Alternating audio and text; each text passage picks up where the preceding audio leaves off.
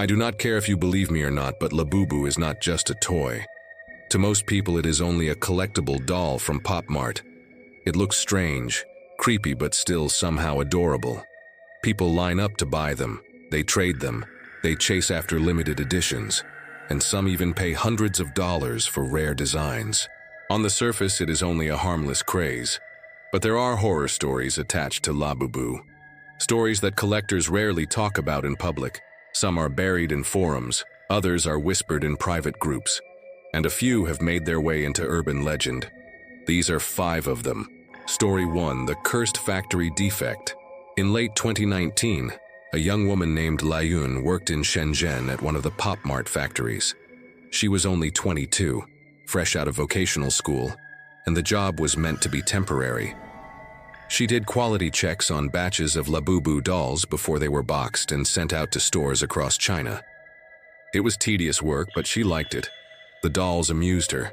They were ugly in a charming way, like little gremlins. Some made her laugh with their wide eyes and goofy teeth. One evening during the late shift, she noticed something unusual. Out of hundreds of dolls on her conveyor belt, one stood out. Its paint job was off. The eyes were not cartoonish like the rest, but seemed darker, more realistic. The teeth looked too sharp, too detailed, as if someone had sculpted them with intention. She held it closer, frowning. The other workers teased her.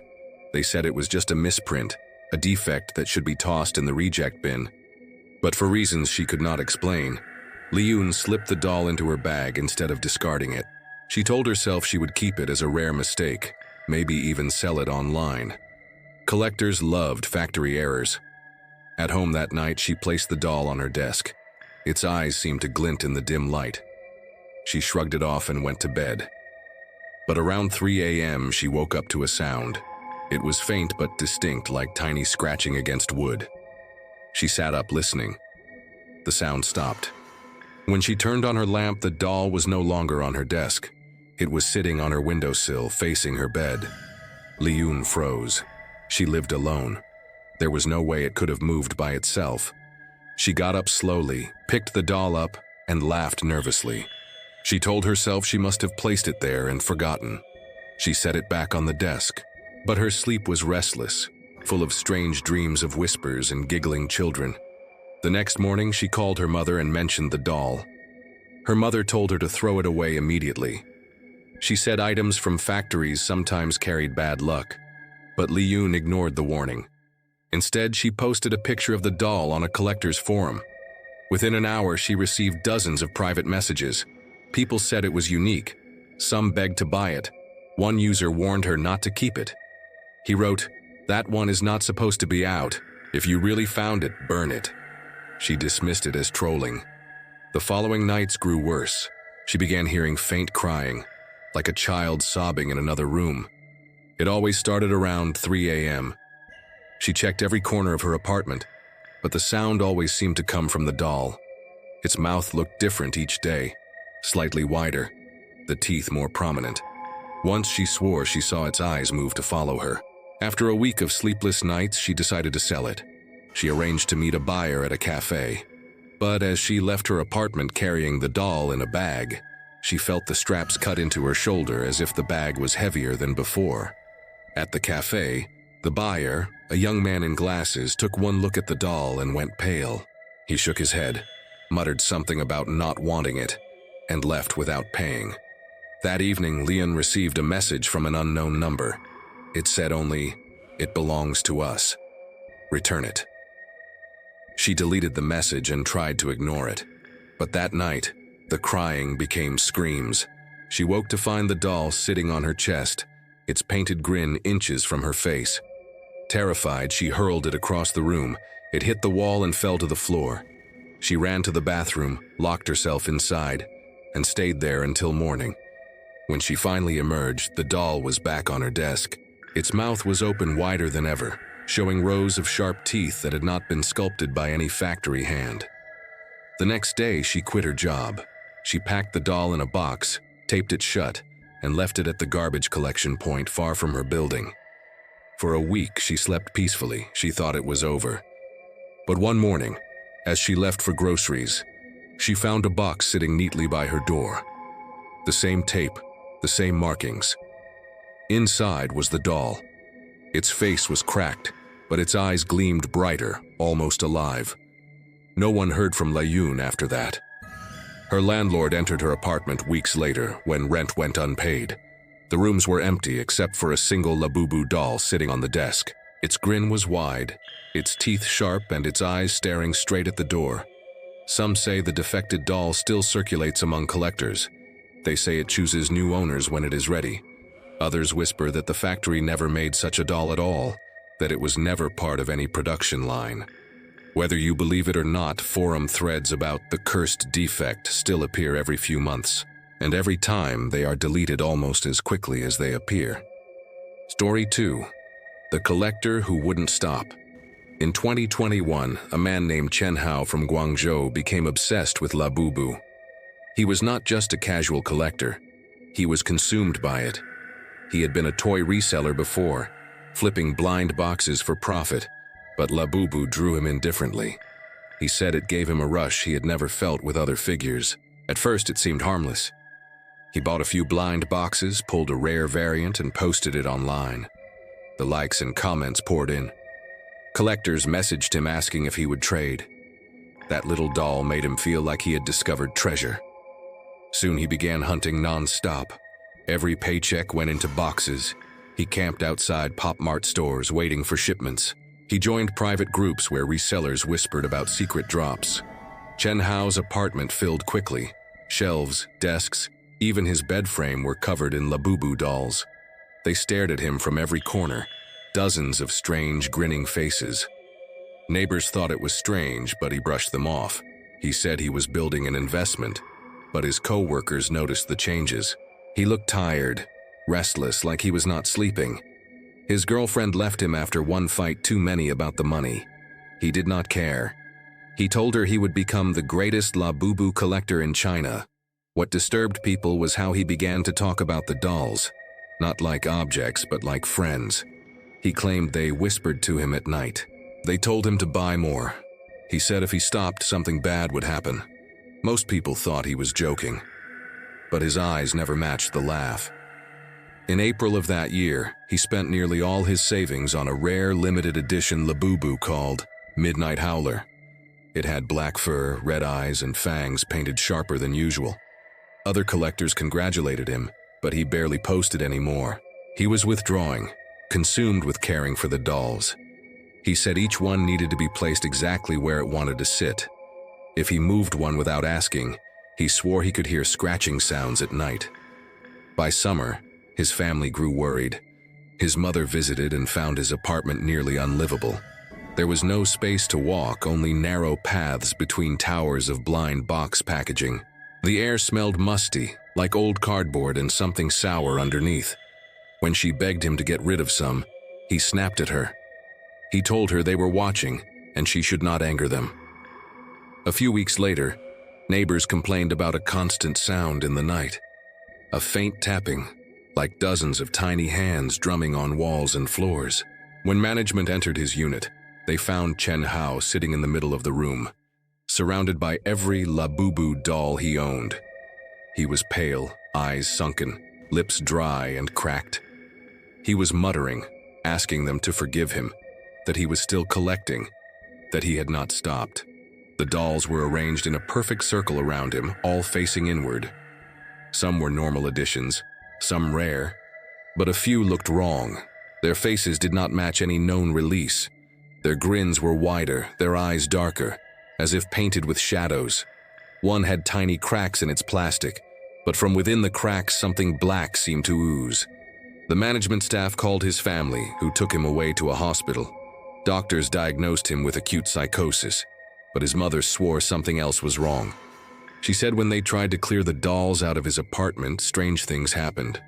Boxes fell by themselves, dolls went missing, then reappeared in the kitchen or bathroom. Once, she opened a cabinet and found one sitting there, though she was certain she had thrown it in a trash bag earlier. Chen Hao's condition only worsened in the hospital. He kept repeating the same words. They are angry. They told me to keep going. I stopped. I should never have stopped. Nurses reported that at night he would sit up in bed and stare at the corner of the room, whispering apologies. Some swore they saw small shadows move across the floor when no one else was there. 2 months later, he vanished from the hospital. Security cameras showed him walking calmly out the front door at 3:17 a.m. He was barefoot, wearing only the hospital gown. He carried nothing. His family has not seen him since. But the story does not end there. Online collectors claim that in late 2021, a new account began selling rare Labubu figures on private forums. The seller never met in person. The parcels always arrived without a return address. Buyers said the dolls were unusual, slightly off from official designs, but so detailed they could not resist. Some even said they looked like the dolls from photos of Chen Hao's apartment. Whenever someone asked the seller's identity, the only response was a single message: "I never stopped." To this day, collectors whisper that Chen Hao still roams from place to place, guided by the dolls, offering them to new homes. They say once you buy from him, the dolls will not let you stop either. Story 3. The Doll That Cried in the Night. In 2020, a university student named Mei moved into a small dorm room in Beijing. She was 19, far from home, and looking for something to decorate her new space. On her first weekend in the city, she wandered into a Pop Mart store. The shelves were full of bright boxes, but one design caught her eye. A Labubu blind box, small and harmless looking. She bought one, opened it outside, and smiled at the strange little creature inside. It had oversized ears, round eyes, and a toothy grin. She laughed and placed it on her desk when she returned to her dorm. It looked ridiculous but cheerful, like a little companion while she studied late into the night. For the first few weeks, everything was normal.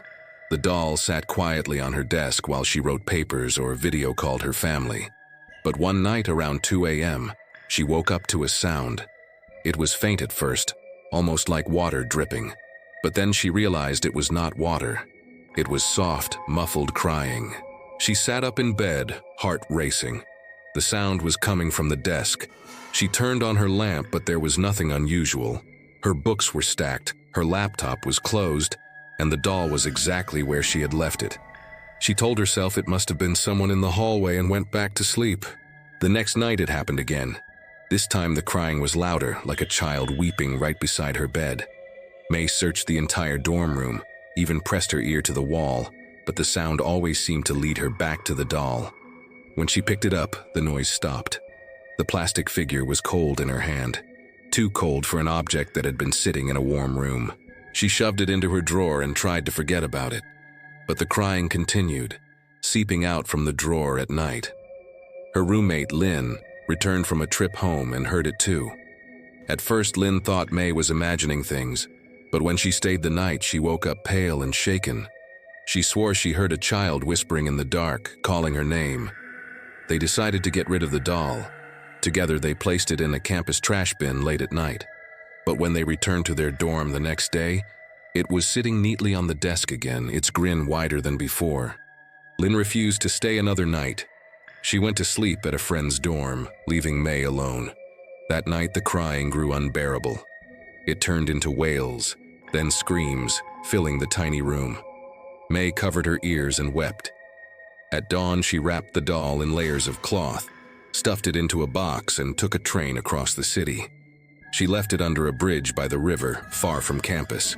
For a week, she slept peacefully. She believed it was over, but then the messages began. Anonymous accounts on her phone sending her photos of the doll. Sometimes it was sitting in her dorm, sometimes in the cafeteria, sometimes even in her lecture hall. The captions always said the same thing: "You cannot leave me." One evening, she returned from class to find her door already unlocked. She stepped inside and froze. The doll was back on her desk, but it was no longer plastic. It looked wet, soft, as if made of flesh. Its glassy eyes followed her as she backed away. The crying began again, louder than ever, echoing inside her skull. The next morning, Mei was gone. Her roommate found the dorm empty, her clothes still folded, her books stacked. The only thing out of place was the doll. It sat on the bed, damp with what looked like tears running down its plastic cheeks. Campus police dismissed it as stress, claiming May had run away. But Lynn knew the truth. She dropped out a week later and never spoke about it again. To this day, students at that university whisper about the crying Labubu. Some claim they still hear it late at night in empty dorm rooms. Others say the doll moves from building to building, choosing a new student every few years. No one ever admits to owning it. But if you walk through the campus at 2 a.m., some swear you can hear faint crying drifting through the halls. Story 4. The trade that shouldn't have happened. In 2022, online trading of Pop Mart collectibles was at its peak. Collectors formed secret groups on social media where they bartered and swapped rare designs. Most trades were harmless, though arguments about authenticity and price often flared. But one particular story kept resurfacing, whispered by those who claimed to have seen the screenshots before they were deleted. It was about a girl named Xiaoling and the trade that should never have happened. Xiaoling was a 20-year-old student from Chengdu. She had been collecting Labubu dolls for a year and already had more than 30 lined neatly on her shelf. But there was one design she desperately wanted: the Moonlit Guardian, a rare edition with pale white skin, silver eyes, and faint cracks painted across its face like porcelain. She had seen it once in a shop but never pulled it herself. On collector forums, people called it cursed, but she laughed it off. To her, it was beautiful. One night, while scrolling through a private trading group, Xiaoling saw a post. Someone had the Moonlit Guardian for trade. The photo was grainy, taken in dim light, but the figure was unmistakable. Her heart pounded. She messaged the user immediately. The account had no profile picture and a strange username made of random letters and numbers. But the reply was instant. They said they would only trade directly, no selling. They wanted one thing in return: any doll Xiaoling felt attached to. That request unsettled her. Most traders asked for value, for equal rarity, but never for emotional attachment. Still, her obsession overpowered her hesitation. She thought about her favorite doll, the one she had pulled on her very first blind box. A simple standard Labubu with yellow ears and a goofy grin. She had always kept it by her bedside. It was her good luck charm. Against her better judgment, she offered it. The stranger accepted immediately. They arranged to meet in an old shopping center that had mostly shut down during the pandemic. Only a few shops remained open. When Xiaoling arrived, the mall was eerily quiet. The stranger was waiting at the far end of the corridor wearing a dark hoodie. They never spoke, only handed her a small box. In exchange, she gave them her beloved Labubu. She thought she saw the figure shift in their hands, but told herself it was just nerves. Back in her dorm, she opened the box eagerly. The Moonlit Guardian stared back at her with its silver eyes. For a moment, she felt triumphant, but then she noticed something. Its cracks were not painted, they were real. The figure's surface seemed fragile, as if it might break apart at any moment. And when she touched it, it was warm. That night, she dreamed of her old yellow-eared Labubu. In the dream, it stood by her bed, staring at her with a look of betrayal. She woke with a start and saw the Moonlit Guardian on her desk. She could not remember placing it there. Over the next days, strange things began happening. Her phone glitched constantly. When she opened her gallery, she found dozens of photos of herself sleeping, taken from the angle of her desk. She tried deleting them, but they always reappeared. Her friends noticed her behavior. She was distracted, pale, always glancing over her shoulder. She confessed to one friend about the trade. The friend laughed nervously and told her to just get rid of the doll. But when Xiaoling tried, she found she could not. The moment she touched it to put it in a bag, her chest tightened, her hands trembled, and she heard a voice in her ear. A child's voice whispering, "Do not leave me." On the 7th night, her roommate woke up to find Xiaoling standing at the window, holding the Moonlit Guardian close to her chest. Her eyes were blank, her lips moving silently. The roommate called her name, but she did not respond.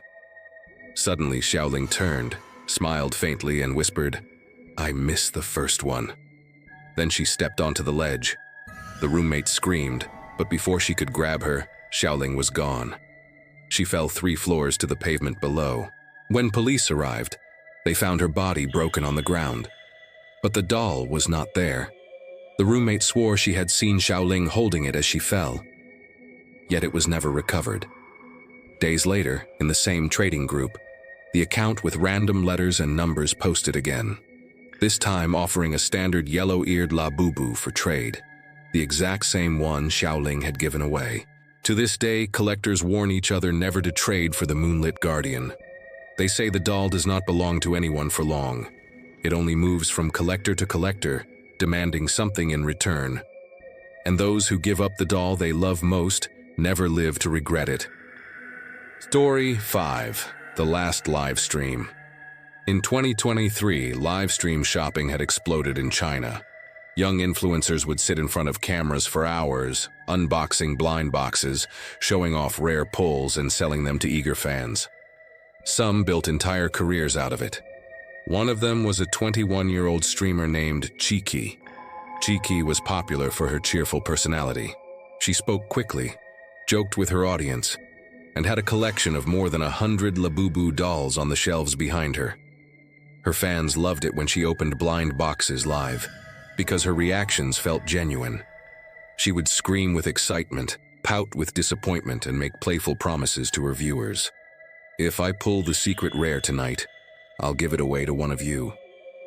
But one particular stream changed everything. It was late in the evening, and Cheeky had been live for almost 2 hours. Her audience count was unusually high, thousands of viewers flooding her chat. She had teased that she had a very special box to open, one she had bought from a private seller. She called it the mystery box. When she finally lifted it onto the table, viewers noticed something odd. The box was not Pop Mart packaging. It was plain white cardboard with only the word Labubu written on it in black marker. Some joked that it looked fake. Others warned her not to open it. But Cheeky only laughed and said she had checked, and it was legit. She opened the box slowly, drawing out the suspense. Inside was a doll none of her viewers had ever seen before. It was larger than the usual figures, with grayish skin, hollow-looking eyes, and a mouth stretched into a grotesque grin. The chat exploded. Some demanded to know what edition it was. Others spammed warnings. A few told her to turn off the stream. Cheeky held it up to the camera, tilting its head back and forth. "Creepy, right?" she said, laughing nervously. Then she set it on the desk beside her and continued unboxing her regular blind boxes.